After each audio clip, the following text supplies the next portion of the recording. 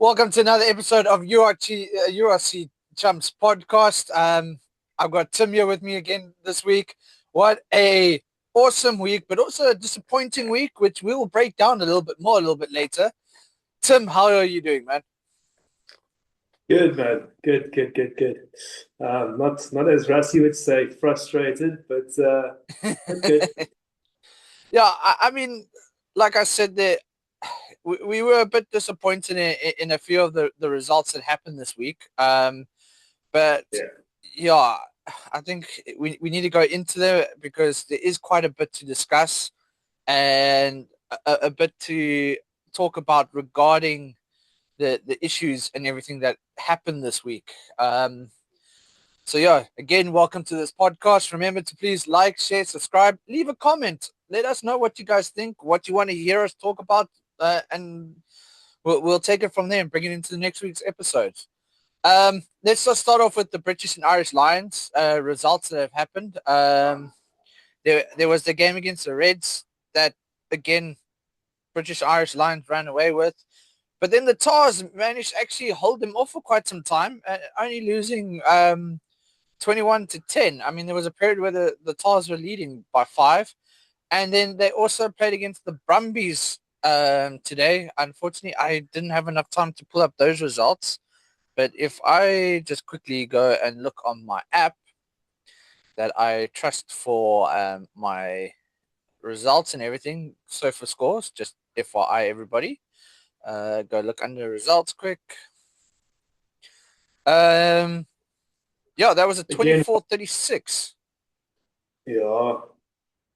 So, I mean, again, I've seen the team sheets for both those two against the Tars and the Brumbies. Unfortunately, I didn't catch the Brumbies game. It's at work. Yeah. But I did watch the Tars, and yeah, I mean, I thought on paper the Lions side looked exciting, looked good. Um, poor showing. Wonderful showing by the Tars. It just shows you the strength that Australia are building in their leagues and in the academies and the players coming through. And just it's great to see. I think Australia are going to be back on their feet and back in the Yeah. top 6 in no time. But I mean, the real question is how they're going to handle this weekend, because that's going to be one serious game, because that is a mixture of Australia and New Zealand together.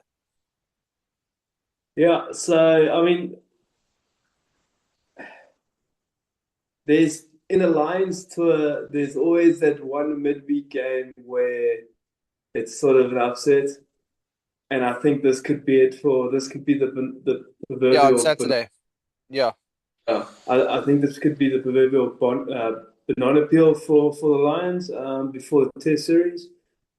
But is It's going to be. this... Yeah. I think again it depends. I haven't seen the side they're putting forward for both sets actually.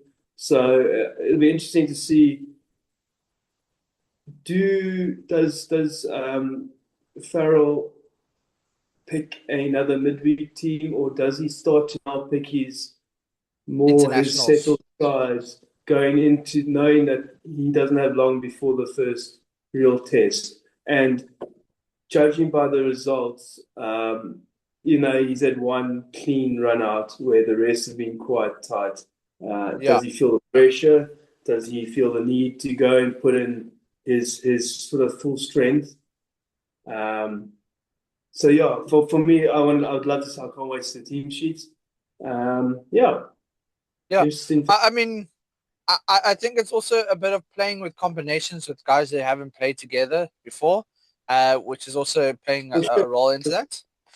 However, I do think this weekend is the last weekend of putting a formula together against the AUNZ 15. Because, of course, next week is Australia. Yeah. Can I just quickly give a Yeah. shout out to Hugh Jones and how amazing he played, and good old False Bay boy. So yeah, congrats to this man from False Wait, Bay to the line. It's hey, what can you say? yeah. Huh?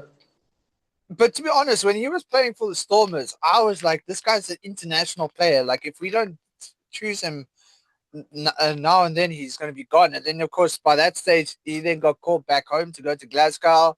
And I was like, ah, there goes the opportunity. And within a couple of years, or a couple of seasons after a bit of injury, he was knocking on that Scottish door and representing them. And I've always thought he's been a fantastic um, center. I think he was spoiled at the Stormers because when he started at the Stormers was Jacques Fourie had just like retired and he was busy understudying the likes of Jean de Villiers and Jean de Jong in the centers. So, I mean, yeah.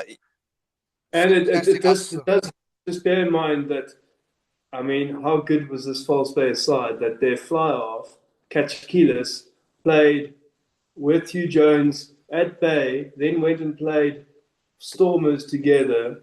So there was that link again, which really helped him. So not only did he have the likes of Jean de Jong and Jean de Villiers, but then he had someone he's played with for a couple of seasons, who's general. So I think that helped a lot too. But Joe, what a story! Just wanted to give a shout out to Hugh Jones. I mean, and he was fantastic. And in my eyes, I think he should be the starting Test 13 for the Lions, and they should look at Ben Aki at inside or the Scottish captain Tshituka.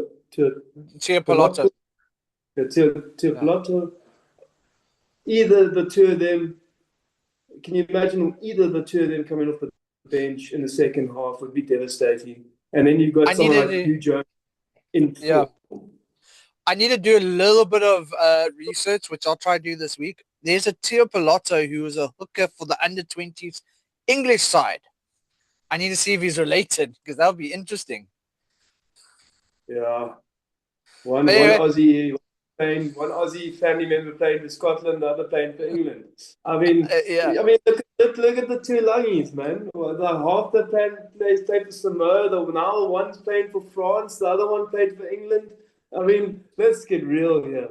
And apparently Jonah Lomu's son is busy lining up for French teams soon. He's hoping to get a cap soon. But I mean, I think that's a bit of a loss to his father's legacy.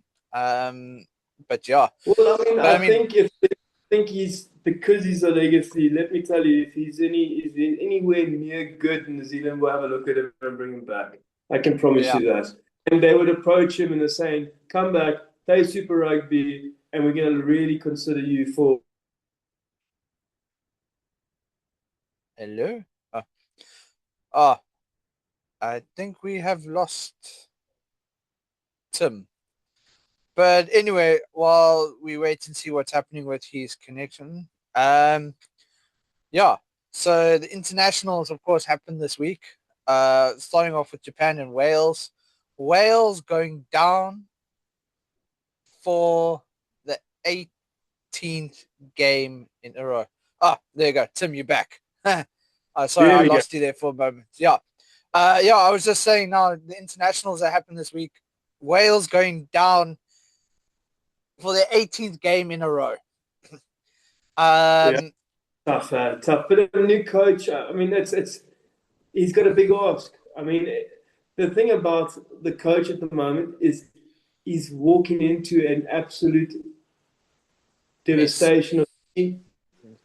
And, Japan are pretty well settled in their starting 15. A lot of the same guys have been playing for a long time together. The Welsh team are young. I think the average age is probably like 23. I think they're very young. And obviously their two best players, their scrum half and their flank, are at the Lions. And the coaches, I think it's obviously to lose is tough. But I didn't expect them to win, to be honest with you. Yeah, I mean, I still said it early on before you joined us. I think the right idea for them wasn't to go Northern Hemisphere. They should have gone Southern Hemisphere, but into South America. So go play against the likes of a Chile, a Uruguay, a Paraguay, Romania back in what you call it, somewhere where it would probably be a tough game. Those guys would love the exposure. It would have been a Yeah. great game, and hopefully build their confidence back up. But unfortunately, yeah, they went to Japan, and yeah, I think the Welsh skipper is the other Jack life of the Morgan. flank. But I mean, he's young. No, he's not Jack Morgan. Oh, It's the young. He's like 23 or so. And I mean, they've got such a young nucleus that give them a couple of years and have a steady coach that mm, is creative or just can sort of reach the players, and I think they'll be okay. They are trying to now structure a grassroots system in Wales, so they're starting from the bottom and working their way up. So it'll be a long process, but it is happening in Wales. So it is something that yeah, they've up on, is something that they're working on. Again, it's going to take a couple of years. So I don't expect yeah, Wales to be a force in this World Cup. Probably not the next. Maybe. I mean, who knows? In 2016, we were the force, but then we won yeah, the thing in 2000. So who am I to say?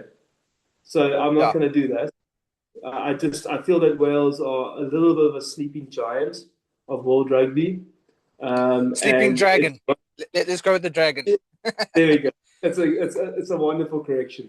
I'm sorry to our Wales listeners, Sleeping Dragon, and but yeah, I think they are I think they are just one or two wins away from turning, and they Yeah, just need a little bit of a momentum swing, and I think they'll be okay because I do think they've got talent. I do think they've got a good structure there up top. They need to work at grassroots, but up top they've got a good structure.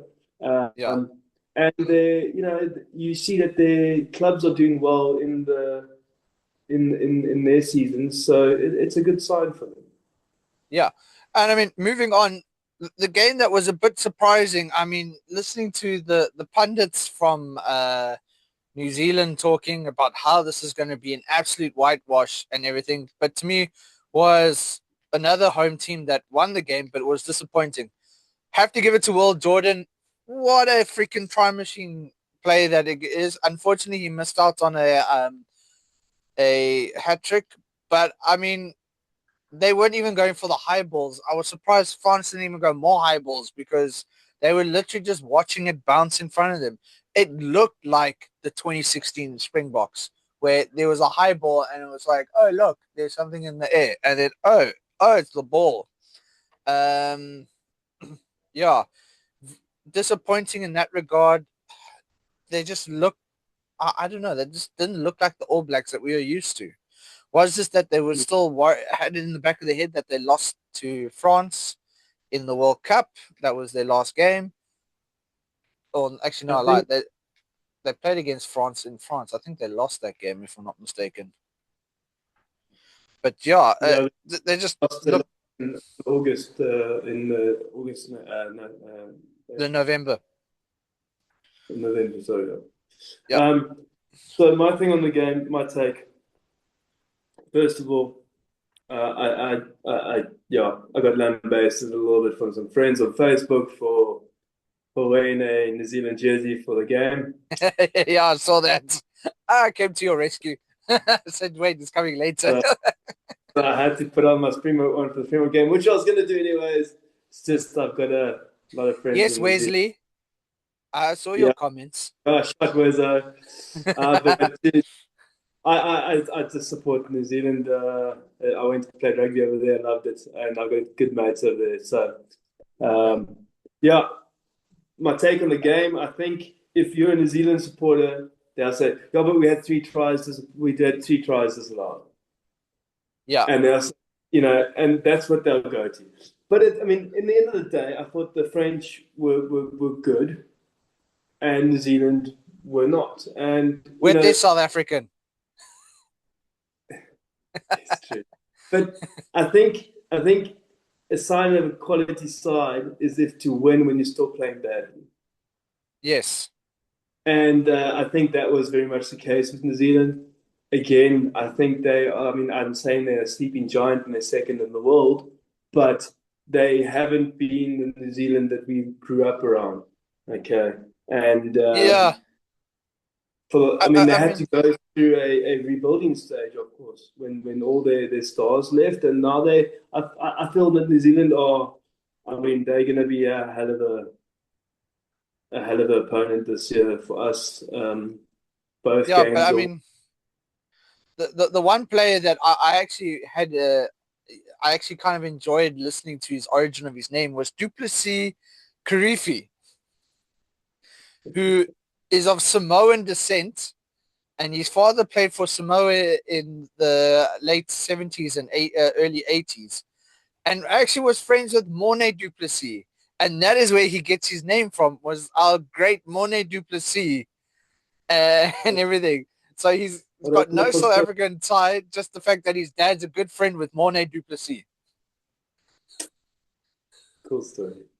Yeah. So, I mean, it was actually kind of interesting to listen to that, hear that story of the origin of his name. And I was like, that is actually pretty cool. That shows you how rugby isn't just one nation, it is all nations. Yeah, Uh, true. yeah.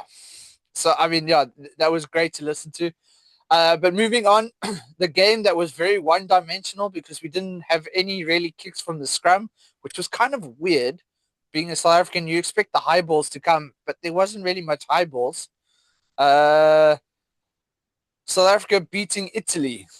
Italy can officially say they have more tries in all the games against us than we have had in one match against them. I think they had 16 tries against us now, compared to the fact that we had 15 in 1999 in the one game in Durban. So I think they can walk over with a little bit of a that chip is off their shoulders now. But yeah, um, Look, I mean, if you look, Italy came to not to win the game; they just came not to lose. yeah, They almost like were one trick pony. They reminded me of us in 2019. 16. Okay, Like when we just box kicked, we were physical, we fronted up, and we took the fight to the other team. And but I think we were poor. We were, I mean, our lineouts, Bongi, 3 lineout overthrows. Um, our scrums were great, and then not so great. Um, they got away with murder at the breakdown. Let's be honest. They got away with yeah, murder at the breakdown. But again, we didn't commit enough numbers to the breakdown. They counterattacked us at the breakdown. There was a lot of turnover ball like that. And when it wasn't turnover, it was scrappy for the 9. I have to yeah. eat my word. Van der Berg was fantastic. I think he can be a bit quicker from the base, which I'm so happy this weekend with the 9 because he's got a very quick Williams and service. Reiner. Yeah. Yeah, Now, that's very quick services. I'm going to be honest. I was so glad we had a 9 that was ready to put his body on the line, take the line breaks, do the tackles. But like I said, he didn't have the kicking arsenal in his pocket. And I do think there were times where he was in the tackles and clearing out the rucks, which is great, which then left the whole halfback combination a bit weird. I mean, we had Kirtley, we had Ox do scrum half. We even had, I think, the better one of the option besides Mornay being Cheslin picking up and passing up at 9. But I do think one thing he needs to work on is probably his kicking from the back of the rucks. From the Uh, base. I I do think he got lucky a few times as well because he literally picked up the ball a few times to move it to the back of the ruck, which to me is balls out. I was gonna ask Jacques that tonight. Actually, that was the rule I was wondering because I always ask that question: Is the ball out when the hands are on, or is the ball out when it's past last man's feet? And that's like a thing I always ask the ref as a scrum half. I always ask the ref what's his interpretation of the law because I think what it Yeah. comes down to what's the interpretation. But that would be a clear sort of breach of law etiquette Do you know Yeah, what I mean? It's not an interpretation thing. That's either, out or not out. yeah. Because he's As far as moving that ball with his hand. Is that not then hands on and then balls out? so, I know what I used to do when I used to sit on the racks. If I wasn't contesting the racks, I was sitting there on the side watching the nine, and I always used to ask, is it when the ball passes the last man's feet, even if the ball's off the ground, or is it as soon as the ball is lifted off the ground, is that ball out? And then the ref would tell me like, no, they give the scrum half like a second to pass, and then some was like, no, no, as soon as that ball leaves the ground, like by a millimeter, ball's out. And of course, then I used to, if it was like that, I used to sit there and wait until the nine picks up the ball, and then I used to dart at him straight away. Or I used to sit there like, okay, cool, literally like pick up and 1, 2, tackle. So yeah, for me, yeah, But we really like to lean on our professional ref side of things. Shark, Dutchy, my man. maybe we'll send him a voice note, and then he can always send us a response for next week if he can't make it. I know Yeah. he's having some internet issues in the Oh, darkest part he's of Natal. out there. The good Yeah. old Shark. So yeah, I mean that would be interesting to understand the point of view. Maybe I should reach out to.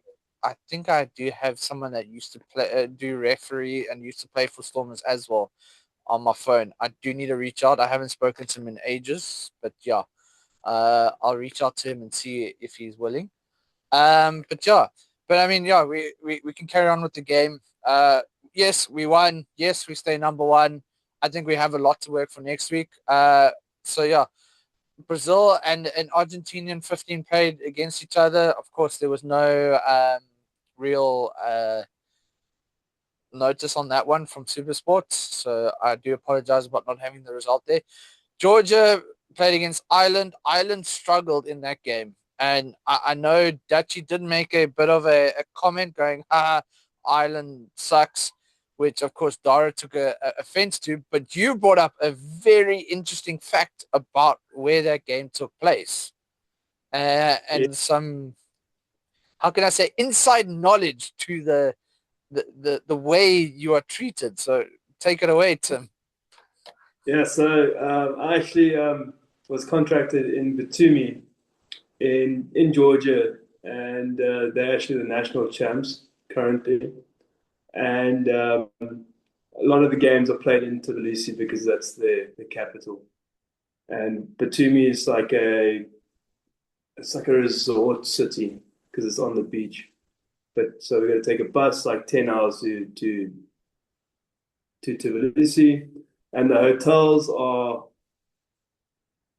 interesting. Let me put it this way: the food is interesting. Let me just put this out there: Georgian food is amazing.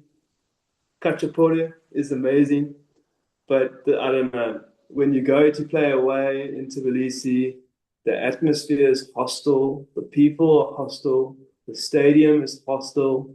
It is not a nice place to go and play. And the Georgians are, as Afrikaners would say, clip art. They are Stone donor. hard. They are ridiculously hard. Okay, and their game has progressed quite nicely. But Georgians have been known to have produced the world's best props, prop after prop after prop after prop. So they got a massive pack of forwards. They normally have a inside center who's built like a flanker. And then they've got now starting to get some backline players who can really move. In the past, they had a wonderful pack of forwards, but no backline. Now, Georgian's side is really well rounded. And that's why I think if you look at this result, they've got to have a shot at getting to the Six Nations and play a Yeah. promotion stage. They deserve it.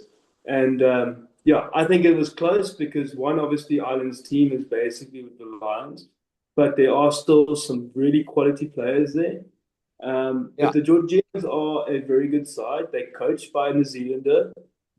And to go and play in Tbilisi, let me tell you from personal experience, I did it many times.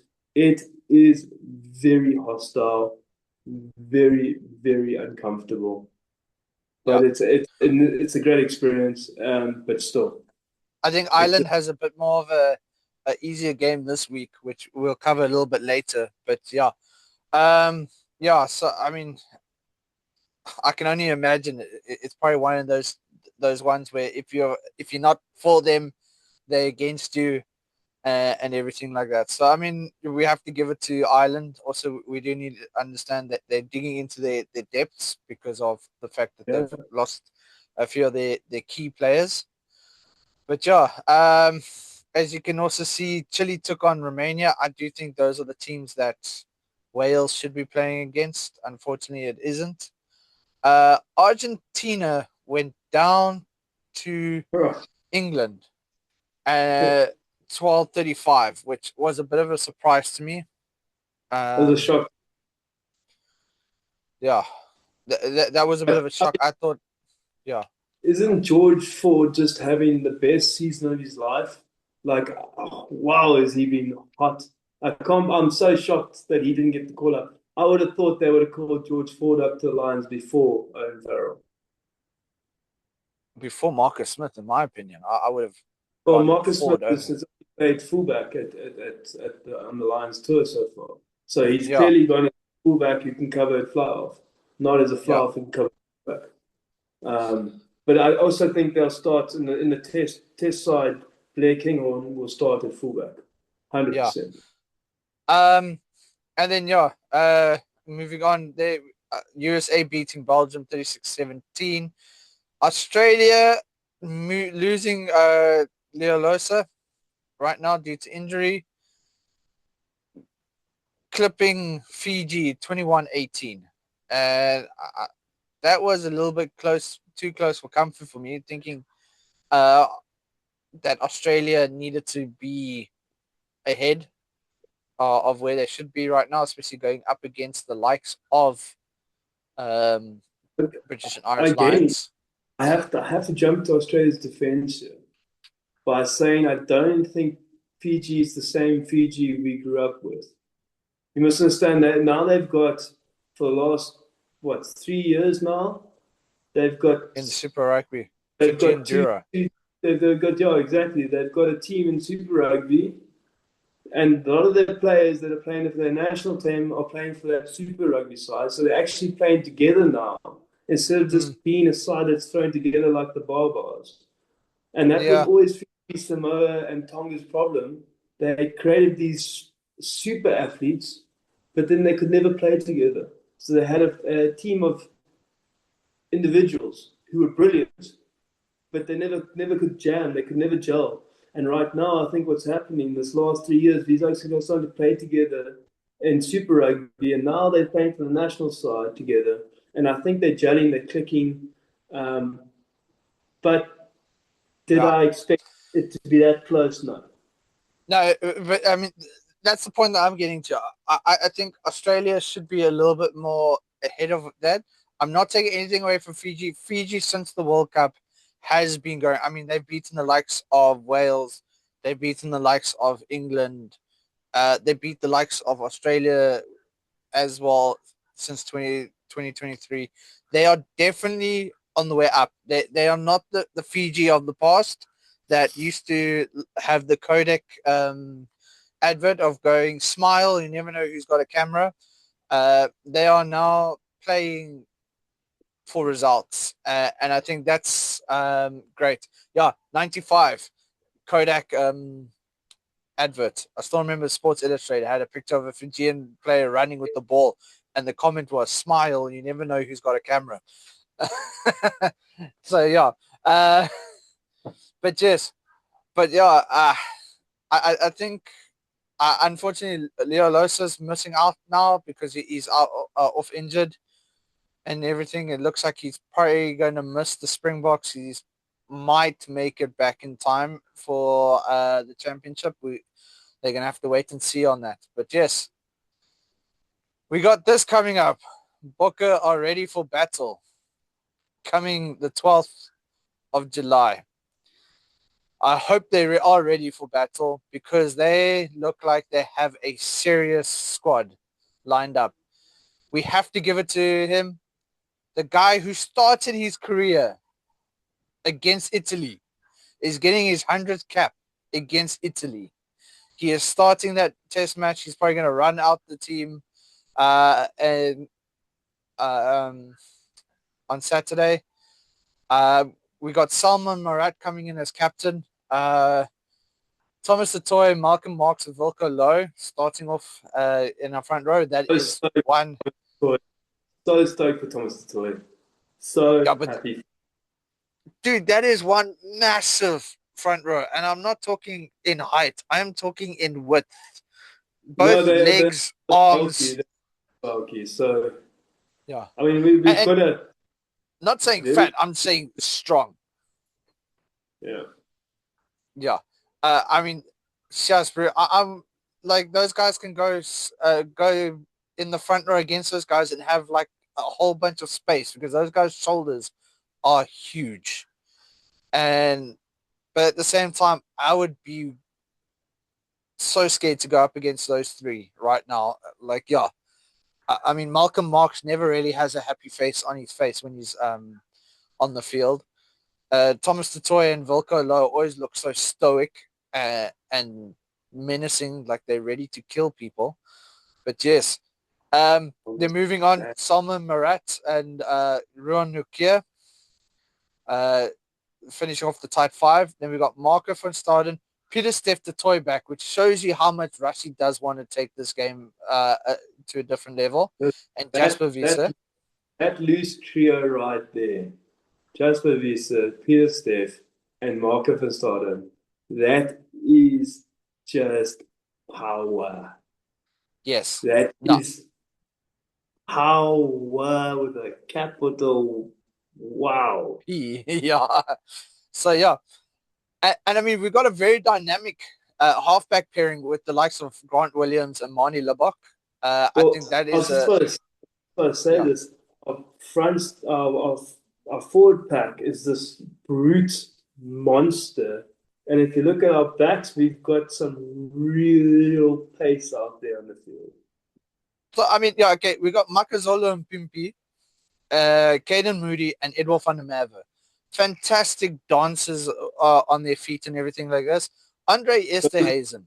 In the book, and Grant Williams is the quickest guy in the squad. Yeah. And I mean, these guys can all dance around and have Andre on their shoulder because Andre's there for power. He's there to go straight. And I mean, that whole thing that they did with the bars, with him playing at flank, was a 5-month plan. Correct. I'm glad you brought up. That was what I was going to talk to you about. But good on you. Yeah. And I'm just looking at this now because I see Cobus Wiese is on the bench and Ethan Hook is also on the bench. Yeah.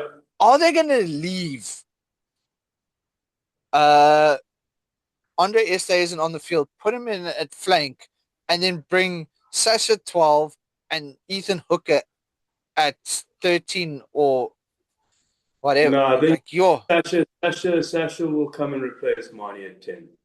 Yeah. I'm almost 5% sure that Sasha will come in at 10. Rassie, you're making us question because I'm sitting there going, okay, cool. All right. So Cobus Wiese is going to come on off the bench for a while. You'll either replace Marat or Nokia. And I bet you Rassie will leave Jasper on for a bit, just so the two brothers are playing together for a period of the game. And then will Marker come off with Andre moving in at 6, put Ethan Hooker at 12 with Caden Moody? Yeah. Or is he going to take Makazolo? Because I would leave Edwell on. I'll take Makazolo off and put Just Ethan remember, on. you've got your boy on the bench too. You've got even Roos. Yeah, Evan Roos as well. That's why I said for a period of time, leave Jasper on so that the brothers are playing together for a bit.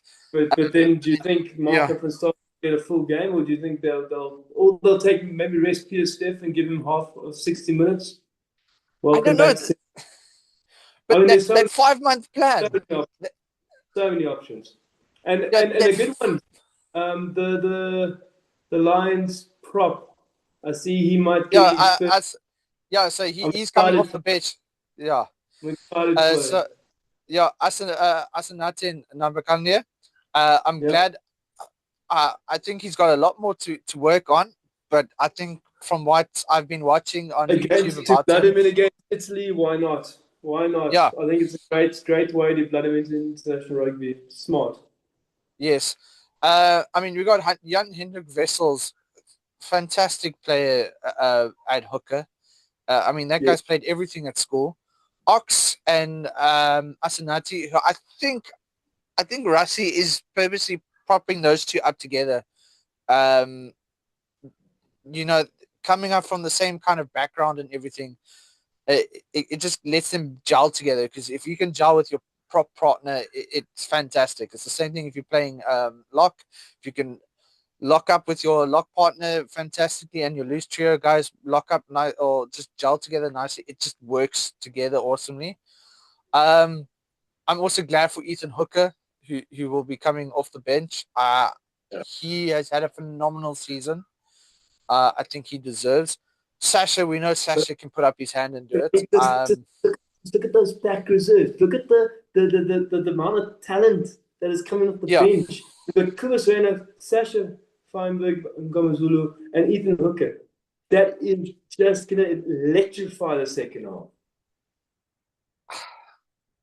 I mean, I'm looking at it. I'm like, yes, and I think it was in the World Cup where I was looking at a team going, Rassie, what are you thinking? But now this whole 5-month plan with Andre Yerstehuizen that they've been training him to go in at flank.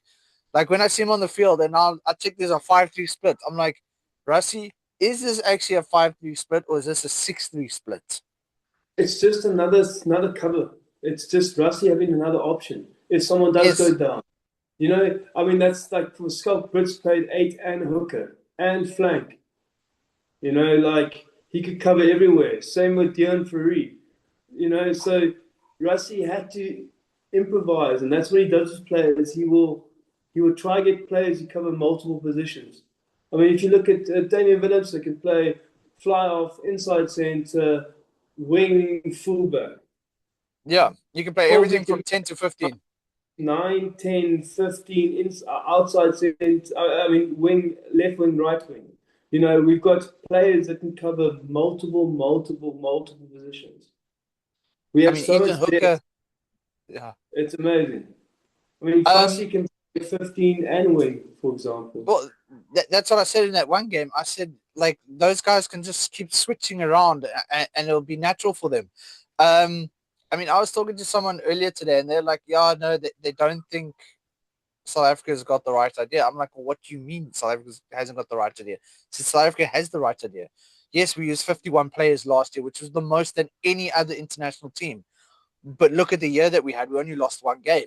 Or two, actually. I lie. I mean, Ireland you, and I mean, Odd. you can't hate on us when we're winning. Do you know what I mean? You can't say it's a bad plan if we're winning.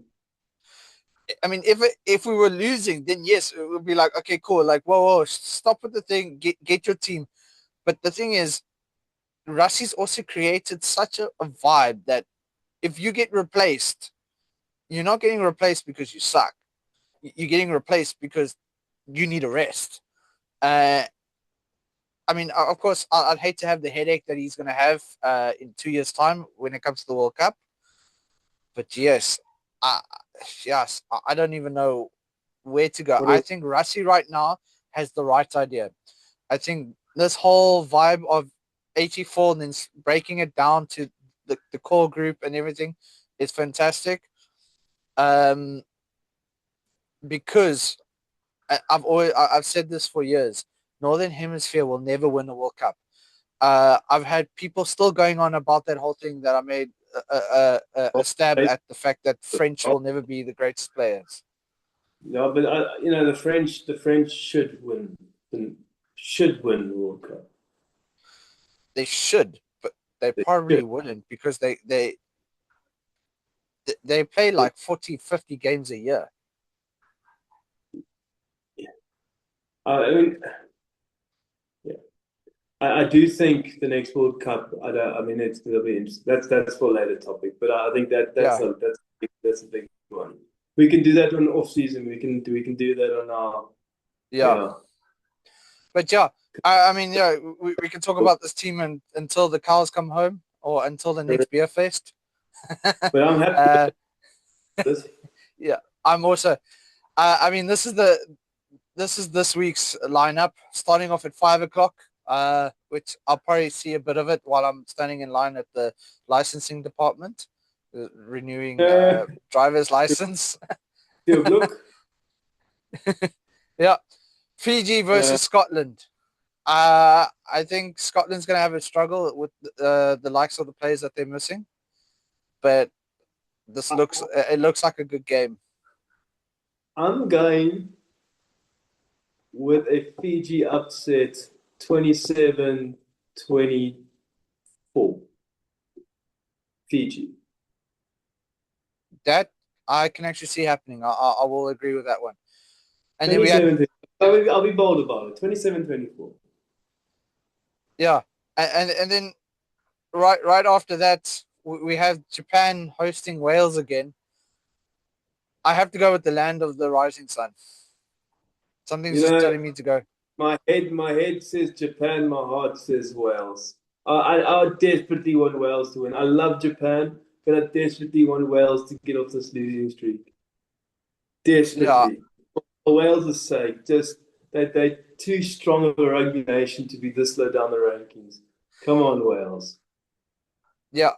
The part of the reason why I say Japan as well is because they got Eddie Jones. Eddie Jones knows a lot of those players from previous times in England, unfortunately being kicked out. But yeah, then the big game, or the first real big game of the day, New Zealand hosting France.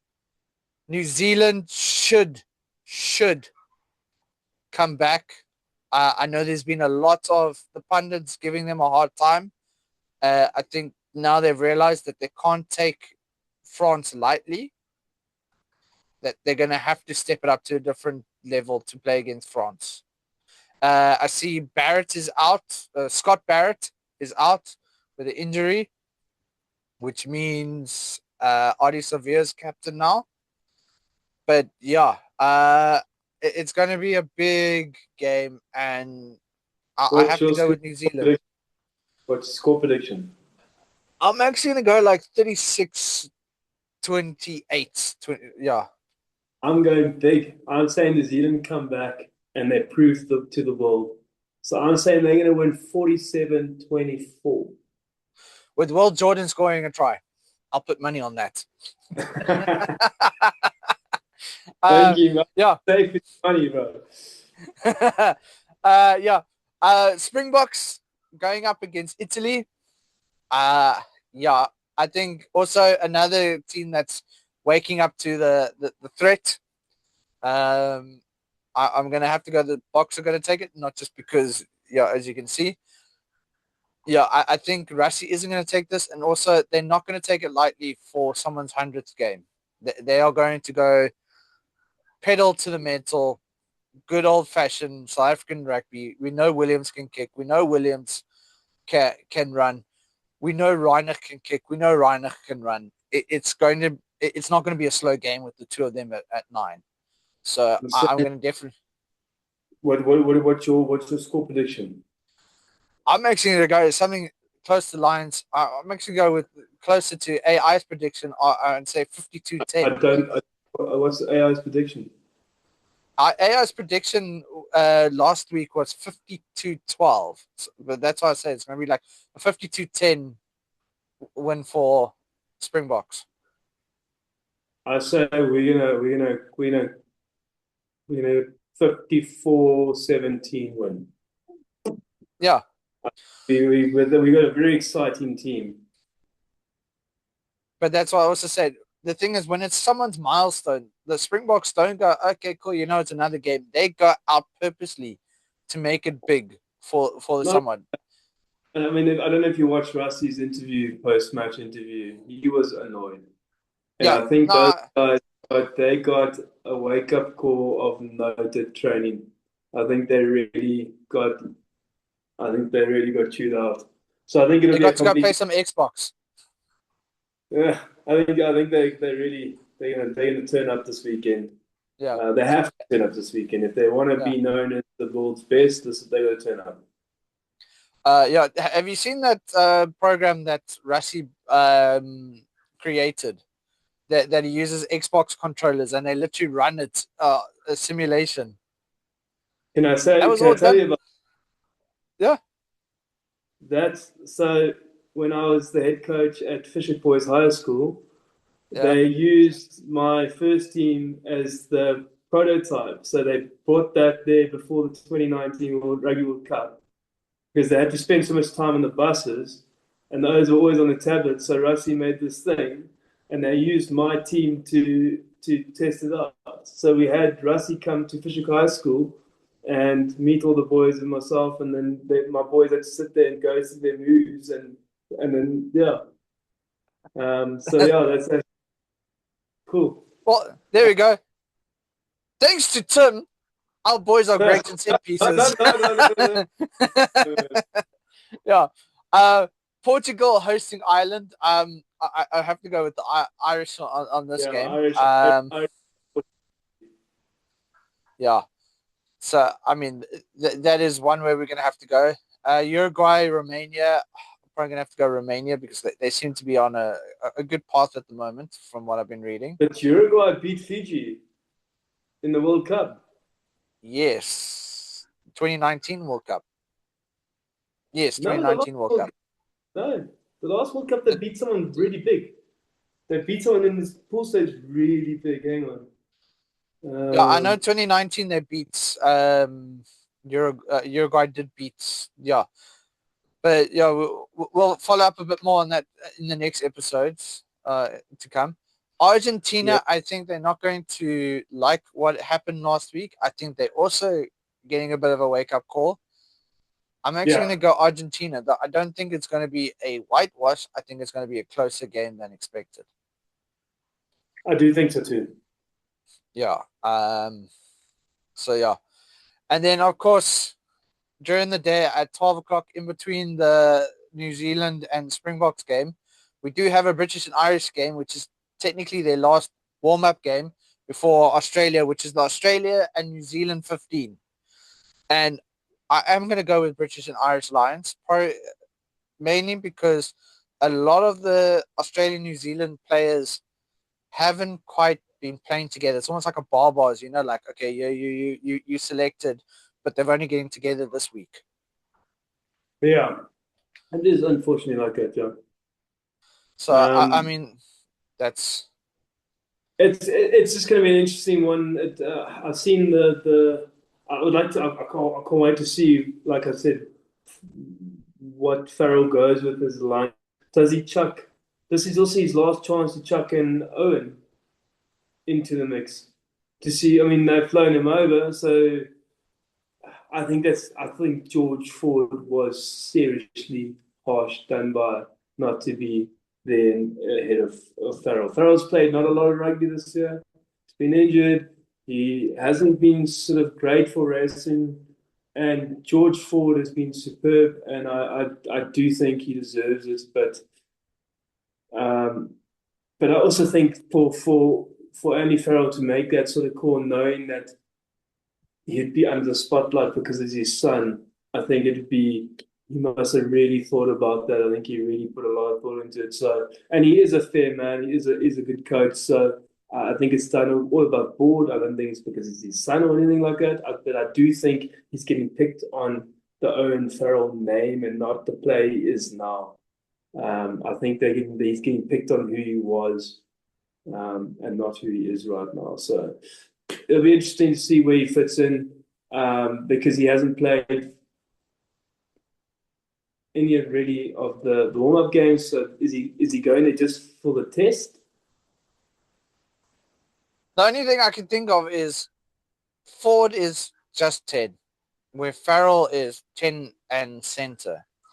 that's the only thing I can see for there. I know there's been a lot of media hate on Andy for But I picking mean, Owen. they've got there already. They've got tons of centers. Yeah. I mean, they've got tons of 12s. But you see, that's the thing is they've almost overpacked that thing that they got too many that they overlooked other positions. But that's the thing is that's the only reason why I can see Farrell. It's like, okay, cool. If a 12 goes down, he can slot. But like you said, they've already got so many centers there. And then, I I mean, don't I don't I don't say, see. say you put Farrell at 12. Who on God's earth doing the goal kicking? That means you got Farrell, Russell, Kinghorn. Flick a coin or rock paper And, scissors. and, and I'm pretty sure one of the scrummers can kick. I'm pretty sure. Yeah, I don't know. And I mean they've also got. Yeah, I don't see the justification for choosing Owen Farrell with all that they have. Look, That is he's solid on nepotism. defense. He's never gonna miss a kick. He's Mr. Consistent. But he's bringing loads of experience. I get that. He's captained the Lions team before. He's been on this is his third Lions tour, I think. So like Possibly his last. it's definitely his last. Definitely, I would definitely say that. I just think with the season that Ford's had, he deserves it. No, I agree, Just but just out of what's right is right. If you're picking on form, Farrell's been poor at racing and he's been injured, whereas George Ford has been absolutely amazing and he deserves it. no, I agree. Like I said, I don't see any proper justification for who they have there um, coming in. And yeah, I, I'm speechless because I honestly I have no like. Okay, cool. You said the positives for him, but below the negatives. But what does it bring to the team that's already there? Yeah, I mean, I know that Farrell's uber competitive, and I know that he will pull his weight, and I know he'll play really well. Yeah, I think he'll be solid, but I just don't think on performance and the season he's had and the injuries he's had that he deserves to be there ahead of someone like George Ford. yeah, And it was George Ford for England. I mean, my point against Argentina on the weekend, he was amazing. Just another thing that just it proves to you, not only is he doing it at club level, he's now doing it at international level, and he's still being left out. And oh man, I just think he deserves to be there, just on form alone. yeah. I mean, yeah. For Malone, I would have gone George Ford. I actually preferred George Ford to be honest, playing 10, um, than Farrell. Farrell also has been he's always been a bit, how can I say, dangerous to have as options. I mean, if you look at his discipline through the years, he's never been Mr. He's never had a clean season. There's always been some sort of speculation over him over the past couple of years about something, cards or whatever. But yeah, but that we'll have to see what happens next week in selections and everything like that, where he slots in and how things go against us, the AU and Z team. But big news is it looks like Jacques Niebuhr could be the new Bulls coach. But he's got a long term contract. So, but I know that the Bulls are looking into it. So they're Yeah, looking into the contract, seeing if they can get him out of it. It's all the South Africans over there that they're looking into this. They're narrowed down to four. yeah. And Nima So can. it was Jacques Niebuhr. It was Franco Smith because he's he's having a bit of issues with the Scottish Union. Yeah. It was Johan Ackerman. Who was the other one? There was another Johan van Graan. There we go. Right. Yes. Yeah. So I mean, So, every one of those are equality. So yeah. all had Springbok experience as well. Yeah, and I would love to see Ronald Koeman back in South Africa. I think he's a super quality, high quality coach. So I would love The to thing see is, him back. the thing with Ackerman is he is actually contracted already with Saru, because he's helping out the attack with under 20s, which you can see is working. Because talking about under 20s, we just beat Scotland 73-14. And I mean, I think England, who are the current under 20 championship holders, we've beaten them. Our game has been fantastic there, which is making me a little bit concerned about the rest of the tournament, because I don't want the guys to be too high and realize that this is the time that a mistake can cost you. If we look at the results from today, because they played today, New Zealand beat Ireland 69-22. Wow. England beat Australia 36-33. Australia's had a terrible So it's competition. English beat them. Yeah, the English beat them 36-33 by 3 points. Ooh. And I mean, they also lost big time against us. Then South Africa beating Scotland 73-14. So I wanted to see what the look for how we were going to win according to the bookies. It was locked. You couldn't even place a bet on them because, as it said there, if you placed a bet, you'd actually lose money even if they win. So yeah. Wales under 20 is having a better time than the first team because they won 35-25.